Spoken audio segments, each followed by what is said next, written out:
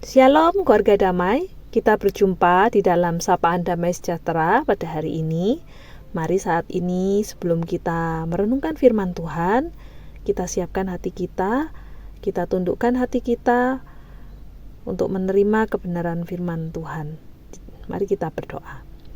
Tuhan Allah Bapa kami, saat ini kami rindu membuka hati kami untuk merenungkan firman-Mu ya Tuhan, khususnya di momen Minggu Kristus Raja. Biarlah kami sungguh-sungguh boleh menjadi umat-Mu yang boleh menundukkan diri kami di hadapan Tuhan Yesus sebagai Raja dan pemimpin di dalam kehidupan kami. Karena itu kami mau hidup Tuhan di dalam keseharian kami untuk terus mengikuti pimpinan Tuhan sebagai Raja kami. Karena itu kami membuka hati kami untuk dituntun melalui firman-Mu. Di dalam nama Tuhan Yesus kami berdoa. Amin. Bacaan kita pada hari ini diambil dari Daniel pasal 7 ayat 13 hingga 14. Daniel pasal 7 ayat 13 hingga 14. Aku terus melihat dalam penglihatan malam itu, tampak datang dengan awan-awan dari langit, seorang seperti anak manusia. Ia sampai kepada yang lanjut usianya, dan ia dibawa ke hadapannya. Lalu diberikan kepadanya kekuasaan dan kemuliaan, dan kekuasaan sebagai raja.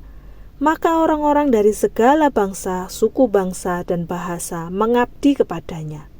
Kekuasaannya ialah kekuasaan yang kekal, yang tidak akan lenyap, dan kerajaannya ialah kerajaan yang tidak akan musnah. Keluarga damai yang terkasih dalam Tuhan, beberapa waktu yang lalu kita mendapati bahwa pemimpin bangsa kita telah disahkan.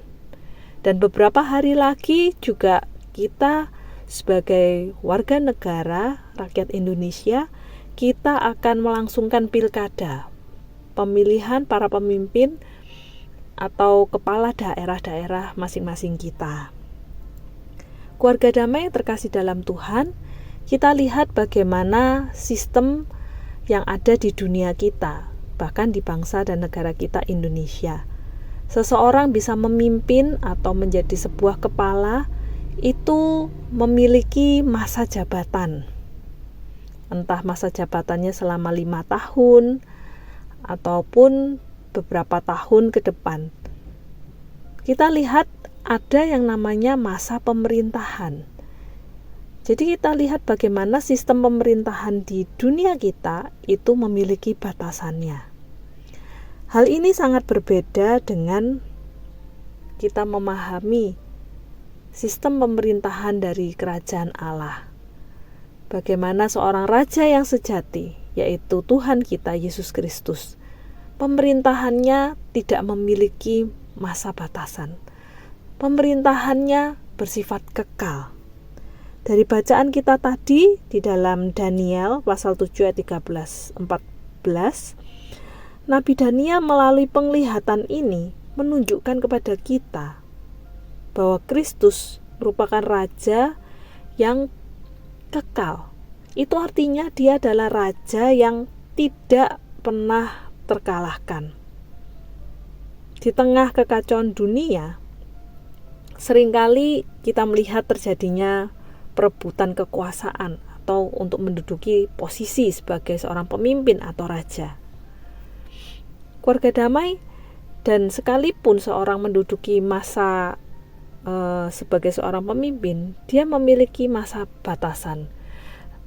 Dia memiliki tidak hanya batasan saja, tapi bahkan sebagai seorang manusia, dia memiliki kekuatan ataupun hikmat yang terbatas.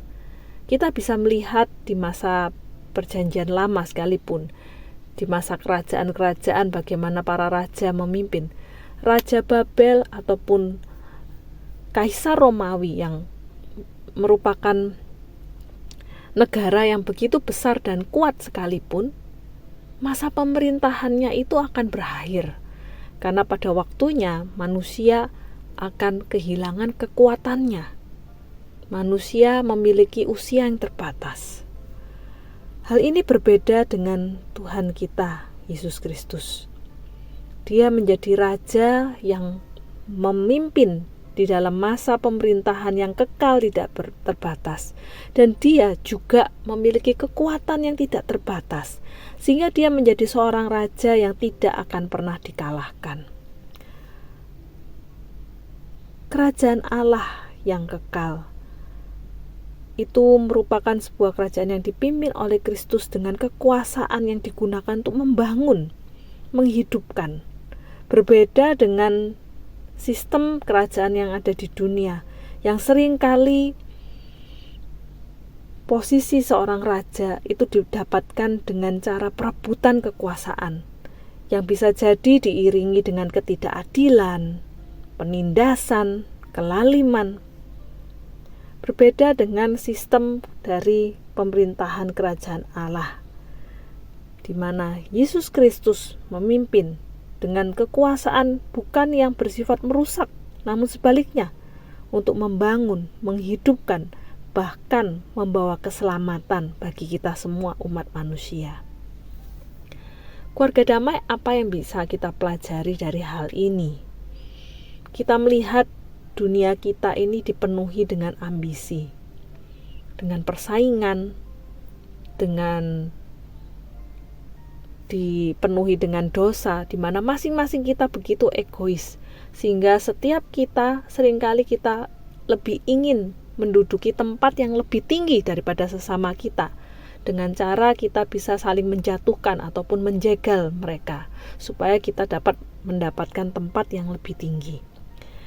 Namun pada bacaan kali ini kita belajar untuk meneladani Kristus sebagai Raja, yang pemerintahannya tidak terbatas, namun dia membangun pemerintahan itu dengan dia melayani, bukan dengan cara mengejar kekuasaan demi kepentingan pribadi, tetapi sebaliknya dia melayani sesama dengan kasih dan rendah hati. Di Minggu Kristus Raja ini justru kita diingatkan bahwa kekuasaan yang sejati bukanlah milik manusia, tetapi milik Allah yang memerintah dengan keadilan dan cinta kasih. Karena itu marilah kita pun menjadi umatnya yang boleh semakin teguh di dalam iman. Kita hidup untuk mengarahkan hidup kita dipimpin oleh Kristus sebagai Raja di dalam kehidupan kita, yang itu mengalahkan semua raja-raja yang lain yang mungkin kita rajakan di dunia ini. Dan itulah yang akan menjadi sistem kehidupan kita, sistem pemerintahan dalam hidup kita yang akan memimpin kita dalam kehidupan yang kekal.